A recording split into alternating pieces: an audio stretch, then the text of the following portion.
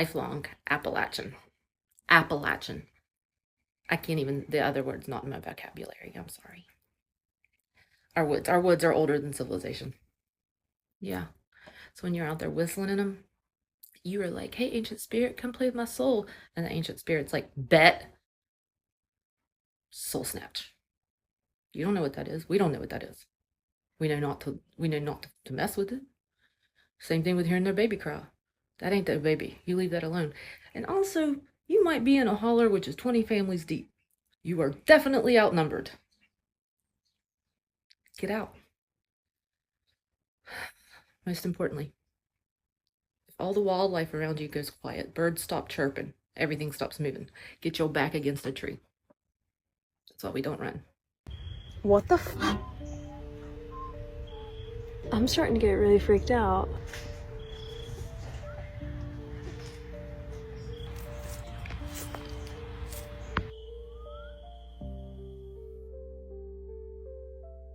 It just went completely silent. Appalachian trails you should never ride after dark. Fucking broke down, man. Broke on me, man. Mom! You ever wonder what really happens when your ATV breaks down in the middle of nowhere? The dark out here feels different, heavier. Locals say once the sun drops, the woods stop being yours. So when his engine cut off and that scream echoed through the trees, it wasn't just fear you could hear. It was something answering back. He called out for his mom, but in these woods, you never know who or what might call back. The forest goes silent, like it's holding its breath, waiting. The air turns thick, the shadows move, and every instinct tells you to run. But that's the thing about the Appalachians. When you hear something out here, no, you didn't. Because sometimes the echoes don't come from the living, they come from what's been waiting for you all along. So if you're ever out there alone on the trail and your engine dies, don't call out, just leave before the woods decide to answer. Mom! I am so exhausted because I had the weirdest experience of my life last night. While sleeping in my tent, I woke up at 3:44 to some extremely loud music playing in the middle of the forest, like new age, XXYYZZ, I don't know how to say it, spiritual alien type stuff. And it was so loud. It was like a religious stadium had music playing at 3:44 in the morning or something. I don't know how to explain it. It went on for hours. And it freaked me the F out. I seriously was like, did I die? Like, what's going on?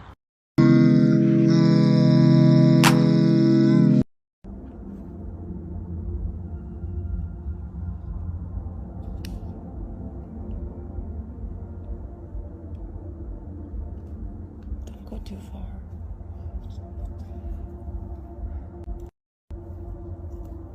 Last night, right in my neck of the woods, search and rescue was called out to look for what appeared to be a baby that somebody captured on their security camera.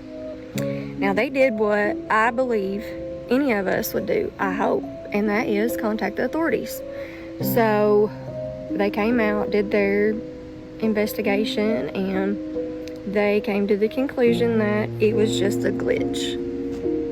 Now, I don't know if I'm buying it, but I have gathered all that I could, and I'm going to show you, and just let me know what you think. All right, here is the original post. Here's a close-up of the baby.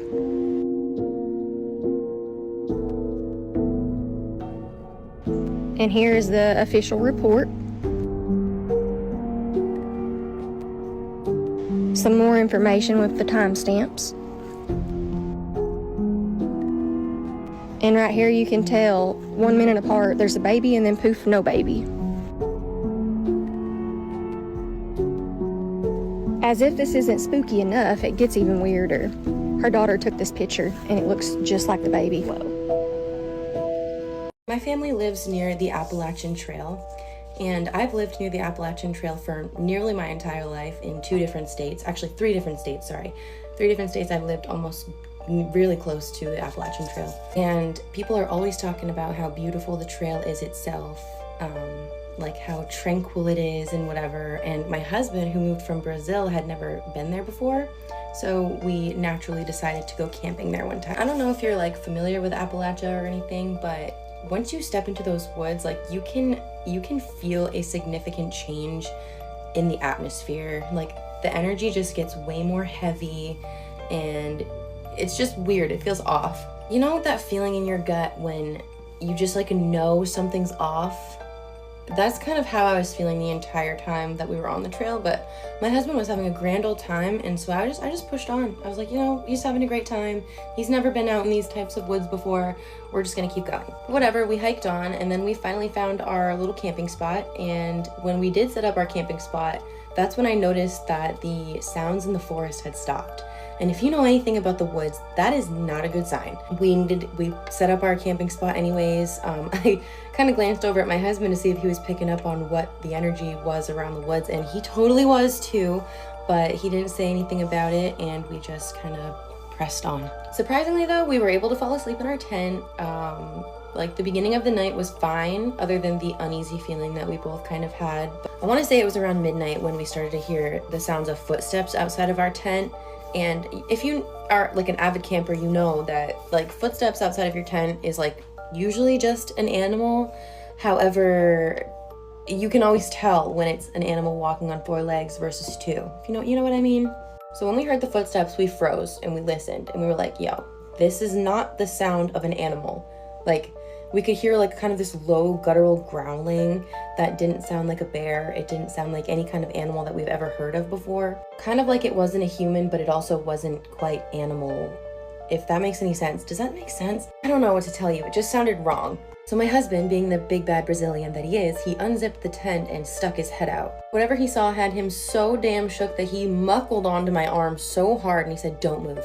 Don't move." He was like, "Don't look, don't look, don't look, don't move, don't look." And of course I looked. And what I saw has absolutely deterred me from going camping on the Appalachian Trail since. It was like this tall, pale, kind of like too thin to be a man type figure. Its arms were really gangly, like they were too long for its body. Mind you, I couldn't see it very clearly, okay, so I'm just like kind of telling you what the outline of what I saw looked like. I could tell that its head was kind of cocked to the side, like something does when it's kind of studying you know, like an animal or like something curious. It's like, and although I couldn't see its figure completely, I did see its glowing, creepy looking eyes. They looked like the glowing eyes of an animal off in the woods, but you know, they were like up too high to be an animal. It looked like a person, but somebody who's too tall to be a person, but they were standing like a man. Does that make sense to you? I don't really know how to explain it, but my mind knows what it looks like. We stayed locked in place, barely breathing, clutching onto each other, shaking. My chest felt like it was going to explode from holding everything in. Like the anticipation was absolutely crazy. Was this thing going to run at our tent? What was this thing going to do? Every instinct in my body told me to scream and run away, but both of those things in Appalachia are an absolute no-no. Those types of creatures love a good chase. Number 1 rule in Appalachia is if you've seen something, no you didn't. If you've heard something, you didn't. And if you ever see something, you're supposed to just back away slowly. Not pay attention. I didn't see anything. I'm just gonna go back to my car. But anyway, after what seemed like forever, this thing finally stopped staring into our souls, dropped on all 4s, and then skittered into the woods as fast as it could. When I say fast, like it was like there and then it wasn't. Like, yeah, we didn't go investigate, obviously. We hunkered down in our tent and we didn't move or sleep for the rest of the night. And as soon as the sky turned even the lightest bit of gray, we sprung into action and tore up our whole entire campsite and left as soon as we could. I've heard so many other stories of creepy things happening to people on the Appalachian Trail. So honestly, it just kind of seems like a thing that happens when you go there, which makes sense. I mean, those are the oldest mountains in America. They have a lot of history, a lot of creatures that we refuse to acknowledge. So if you ever decide to go to Appalachia, do not forget the rules of the woods. A group of college friends go camping on one of the lesser-known trails in the Appalachians. They're miles from any road, no cell service, nothing but woods. The first night is fine. Campfire, ghost stories, normal stuff. But the second night, one of the guys disappear. His tent is empty, his shoes are still inside. It's like he just stepped outside and evaporated. His friends searched all night, but nothing. By morning, rangers and volunteers were called in to help. For 3 days, search parties swept the mountains. Then suddenly, he stumbles out of the forest barefoot, clothes shredded, dazed, like he doesn't even know where he was. After talking to him, he swears that he had only been gone for 1 night. He said he was just here, that he could still hear his friends talking around the fire, even though he was found miles away and 3 whole days had passed. So they go home assuming everything's going to return to normal, and everybody's relieved that he was found. But his family starts to notice changes. He sits on the porch for hours, just staring at the tree line. He barely blinks. He wakes up at night whispering in a low, rasping voice that doesn't sound like his. The scariest part is that his best friend swears when they first found him, he had fresh mud packed underneath his fingernails and what looked like bite marks on his shoulder, but not from an animal. It was too small and too human-looking. To this day, he's never been the same. He just sits and stares out at the woods. Now I have to ask, would you ever go camping in these mountains? She and her brother had been planning this trip for a really, really long time to go hike one of the sections of the Appalachian Trail in the more rural area of Tennessee, kind of bordering North Carolina and Tennessee. She said she remembers the day starting off normally, but the feeling in the air was just really heavy. She said it was like thick with humidity, just kind of like that icky, sticky feeling. By dusk, they were completely exhausted. They had been hiking for the entire day. They went off and they found a little clearing so that they could pop up their tent and set up camp for the night. There was no wind, no kind of like sounds, just the silence of the forest. She said it was kind of like an eerie, quiet feeling, like the earth was listening to her, or just trying to be so quiet that it could almost hear their thoughts. Even though they felt a little bit uneasy, they still fell asleep in their tent. And around 1:30 a.m., she woke up, startled. And at first she didn't know why she was woken up, then she heard it. A voice from outside of her tent calling her name. It wasn't loud, it wasn't super aggressive, it was kind of just like the whisper of somebody who would be sitting right next to you, like a soft kind of coaxing voice. Her first thought was that it was her brother, and when she looked over to see if he was in his sleeping bag still, he was gone. So she sprung into action. She unzipped the tent and was shining her flashlight through the trees in the pitch darkness of the Appalachian Trail, mind you. And that's when she saw him. Or what looked like him. He was about 20 feet away from her, just kind of leaning against a tree. He was wearing the same jacket, he had the same backpack on, straps all hanging loose. He looked like he was kind of slumped over, like tired, or maybe even injured, but his face was turned just enough so that she couldn't see it. And then he started talking to her. He said, "Come here, it's me, I'm injured, I'm hurt, come here." She said the words were his, like she could tell that it was his voice, but something about it was wrong, like almost as if it was coming from a recording. Like it was kind of laggy, like half a second too short, almost distorted. She said that in that moment her stomach flipped upside down and she called out to him and she said, "Eric, are you okay?" Which, if you know anything about Appalachia, you know that the first rule is to never speak back to a voice that you hear. Like, I get it, I know you thought that it was your brother, but like, anyways, once she said Eric, that's when the thing's head snapped directly towards her. Like, snapped with a sickening sound crack through the forest, she said. She said once the thing turned its face completely towards her, it wasn't even a face. It was more of just like skin stretched out to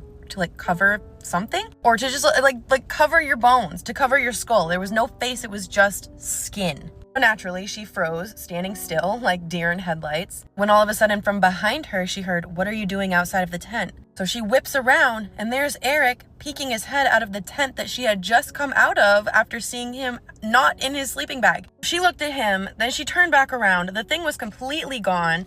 And when she was trying to explain to him like what she saw, he was completely not having it. He was not believing it. She said that she was too scared to like take down the tent and then go hike off back into the woods, back to their car, because they were already pretty far in there. They were pretty deep in the woods. Yeah, she says that she's still super mad. But yeah, she says that she's still super, super mad at her brother for not believing her. If you have any FM radio or AM radio or any kind of walkie-talkie, we urge you that if you hear static late at night, please respond with the words, "Ranger, Ranger."